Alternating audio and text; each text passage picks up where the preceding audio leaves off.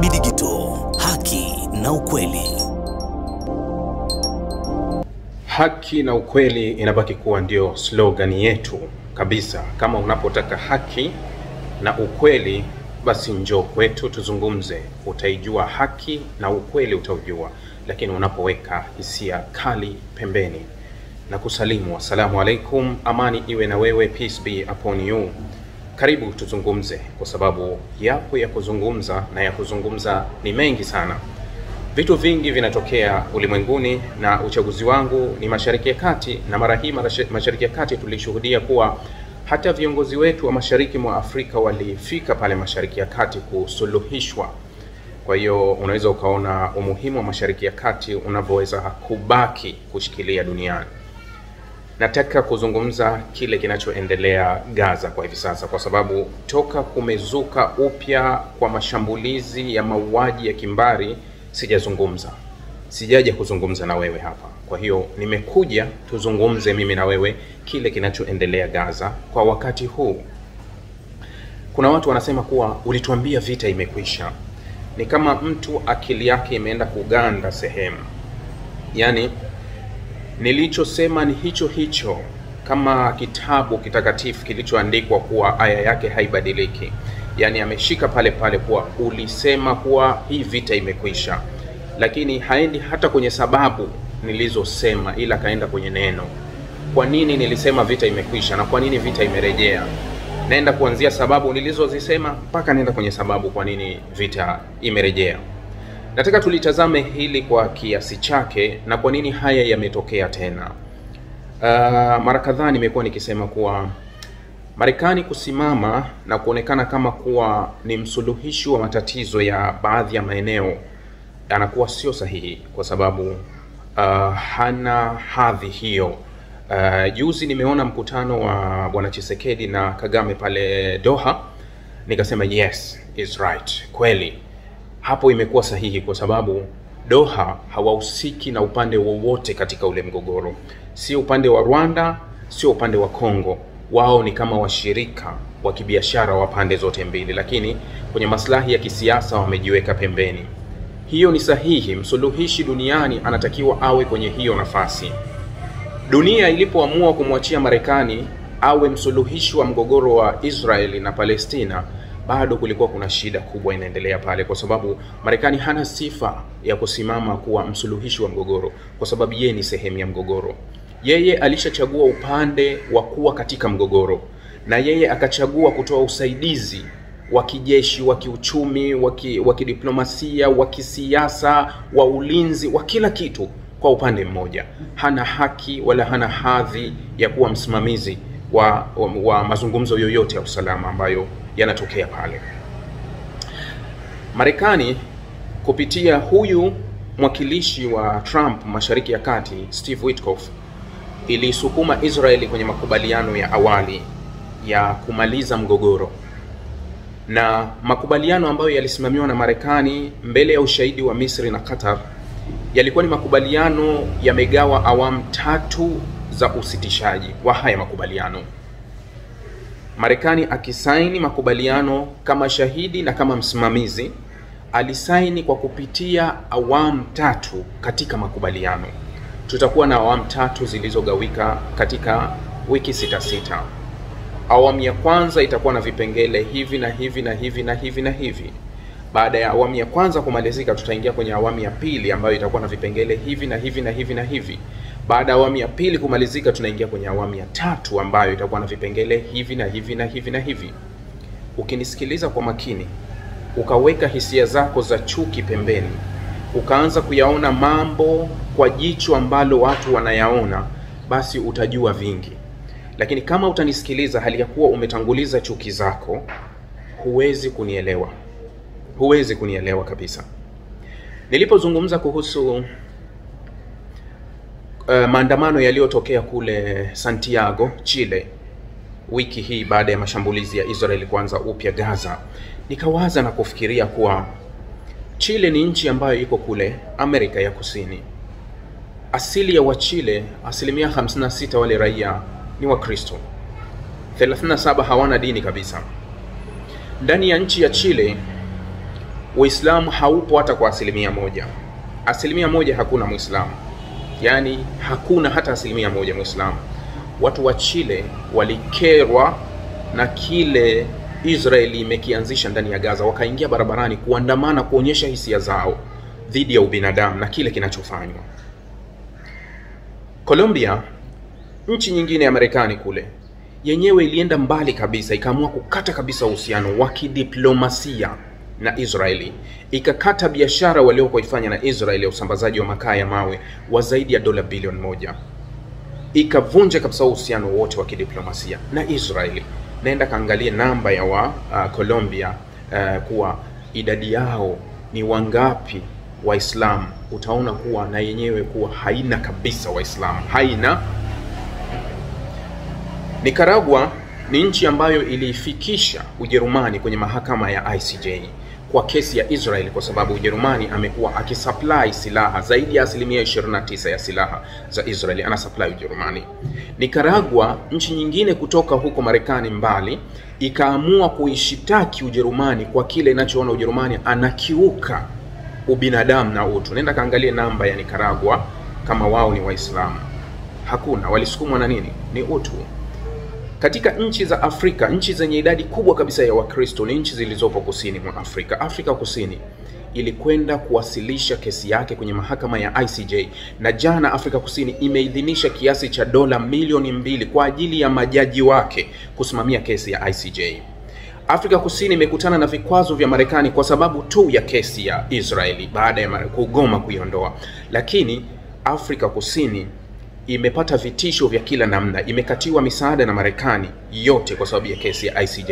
Afrika Kusini ikafatwa na nchi moja ya Kiarabu inaitwa Emirates kuipa ofa ya uwekezaji mkubwa kabisa kwenye nchi yake ikiwa itaamua kulifti ile kesi ya ICJ dhidi ya Israeli. Lakini Afrika Kusini ilikataa, na ni nchi ambayo ina idadi ndogo kabisa ya Waislamu ukilinganisha na nchi zingine. Tunazungumza nchi kama Emirates ambayo imetajwa mara kadhaa kuwa hata askari wake walishiriki pamoja na IDF kupigana sambamba dhidi ya watu wa Gaza. Emirates ambayo imeifuata Marekani na balozi wake akimfuata Marekani kumwambia kuwa ni lazima watu wa Gaza waondoke. Kwa mujibu wa gazeti la Middle East Monitor, kuwa ni lazima watu wa Gaza waondoke, ishinikize Misri iache msimamo wake iweze kuwachukua watu wa Gaza, au Misri kama haiwezi watahamishiwa kwingine. Leo Emirates amekuwa wakala kati ya Israeli, Marekani na Somaliland ambako yeye amefanya uwekezaji mkubwa. Emirates ana uwekezaji mkubwa kule Somaliland. Hata bandari yake ana mkataba nao kampuni ya DP World iko pale. Uchumi mkubwa wa Somaliland unaendeshwa na nchi ya Emirates. Kwa hiyo Emirates anataka kuitumia Somaliland, na Somaliland inaonyesha ishara kuwa ikiwa Marekani atatutambua, sisi tuko tayari kuwapokea watu wa Gaza. Tunazungumza nchi ya Emirates ambayo iko juu ya 85% ina Waislamu. Sio, unanielewa kile ninakiongea? Ndio maana nakwambia ukiweka chuki pembeni, hutoziona hizo hisia ambazo unazilazimisha kwetu kuwa nyinyi mna hisia za kidini. Tukizungumza kuhusu Ukraine, Urusi, umenunuliwa na magharibi. Ukizungumza kuhusu Israeli, wewe ni mdini. Hebu toa tongo na hizo hisia zako za udini, kwa sababu katika hili swala hakuna kitu kilichobebwa udini. Uliwaona wa Israeli wakishambulia ndani ya Gaza, wanatoa huyu dini fulani tumweke pembeni, au mashambulizi yanalenga raia popote walipo na wanakufa. Je, unafahamu kuwa Palestina 18% ni Wakristo? 18% mpaka 19% ni Wakristo, na ndani ya Israeli ni 1.8% ndio Wakristo. Kwa hiyo weka hisia zako pembeni, tuzungumze fact. Sasa Witkoff ambaye alisimamia mazungumzo ya awali na kukubaliana kuwa tutakwenda kwenye awamu 3 tofauti. Awamu ya kwanza inamalizika, Israeli anakataa kuongeza awamu ya pili, lakini anaweka sharti kwenye awamu ya kwanza kuwa tutumie hii awamu ya kwanza tuendeleze kile ambacho tunakiendeleza. Yani katika hii awamu ya kwanza tuendelee tu kutoa mateka, alafu sisi tutaendelea kuruhusu misaada ambayo tayari kuna ukiukwaji ambao umerekodiwa mara 1000 katika kipindi cha wiki 6. Israeli akikiuka makubaliano ambayo wamekubaliana lakini wenzake walikwenda mpaka mwisho. Sasa nani alitakiwa asimamie haya na kumwambia Israeli kuwa hili haliwezekani, tunaenda mbele? Kwa nini Marekani alichukua hatua kwa Ukraine kukata usaidizi wa kijeshi wa kijasusi baada ya Ukraine kuonekana kuwa anakuwa mgumu kurudi kwenye amani? Kwa sababu si alitaka kumshinikiza. Kwa nini Israeli amekifanya kile alichokifanya Ukraine na Marekani kaendelea kumpa silaha na kumpa green light naenda kauwe? Kwa nini hii double standard inatoka wapi?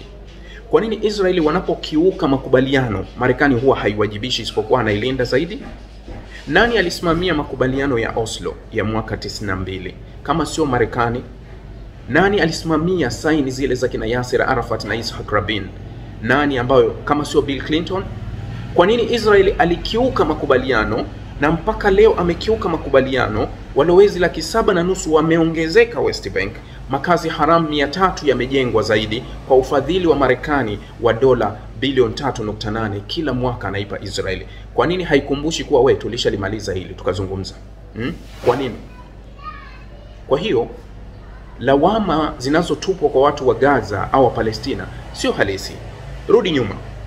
Mwaka 2003 baada ya ile intifada ya pili kuwa kubwa na mauaji makubwa yalitokea, George Bush akaanzisha mazungumzo kuwa ni lazima tuanzishe mazungumzo ya kutatua hili swala lililotokea mwaka 93. Jambo ambalo liliungwa mkono na Uchina na Urusi, likapelekwa na Wapalestina wakalikubali. Yes, tuendelee. Israeli akaweka sharti kuwa kabla ya yote lazima watutambue kuwa Israeli ni taifa la Kiyahudi. Walipokataa wao wakaambiwa hawataki amani. Marekani akawageuka akarudi upande wa pili. Kwa nini Steve Witkoff aliyesimamia mazungumzo ya awali ya usitishaji wa wiki 6 kwa nini harudi nyuma kuwakumbusha Israeli kuwa huu usitishaji upo kwa mujibu wa mkataba na sheria, kwa sababu tunakwenda kwa wiki 6. Tushamaliza wiki 6 za kwanza, twende kwenye wiki 6 zinazofuata, kwa sababu wiki 6 zinazofuata ni wiki 6 ambazo Israeli atatakiwa aondoe vikosi vyake. Aondoe vikosi vyake ndani ya Gaza, ndio wasichokitaka. Kwa nini Trump awatishie Hamas hali ya kuwa wao hawajavunja makubaliano? Kwa nini Steve Witkoff hivi sasa amegeuka makubaliano ya kwanza wakati yeye aliyasimamia kuwa usimamizi ni huu, na ameenda upande wa pili wa Israeli ambao kuwa Israeli wamekiuka makubaliano? Leo hii vyombo vya habari vyote vinazungumza kuhusu kitu kile kile kuwa Hamas wamekataa, tunawapa shinikizo. Mnawapa shinikizo gani? Kuwa Hamas wape shinikizo lipi ikiwa wao wamesimama kwenye mstari ambao tayari tulikubaliana? Kwa nini wewe usirudi kwenye makubaliano? Na kwa nini Marekani aendelee kuibeba? Shida kubwa ni Marekani. Rudi nyuma. Makubaliano yaliyofikiwa mwezi Novemba pale Lebanon yalikuwa ya aina hiyo hiyo.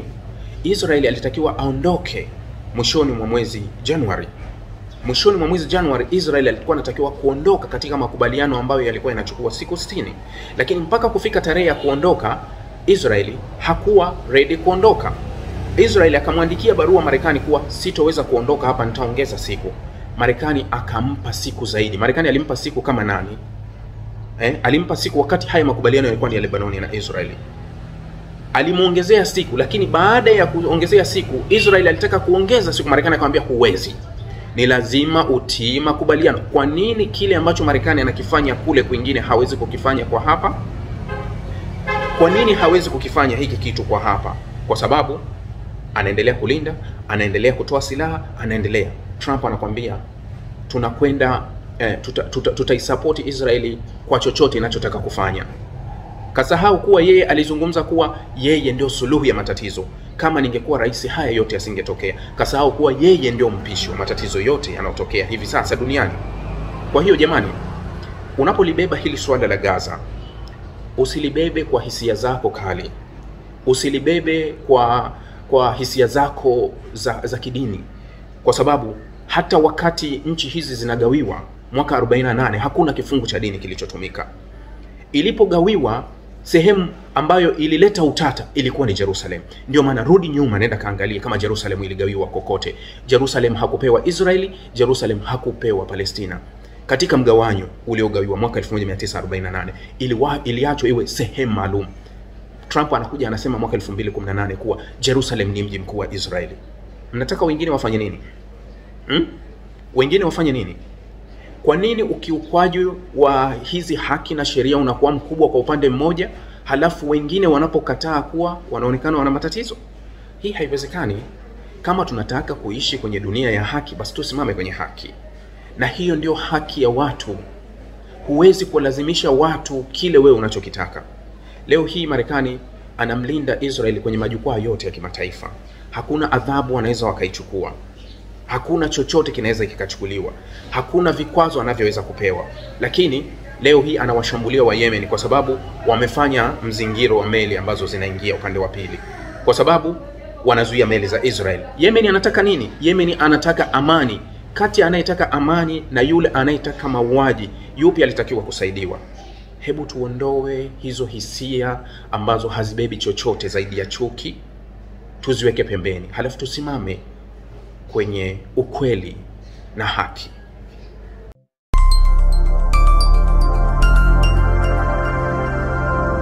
Rahby Digital.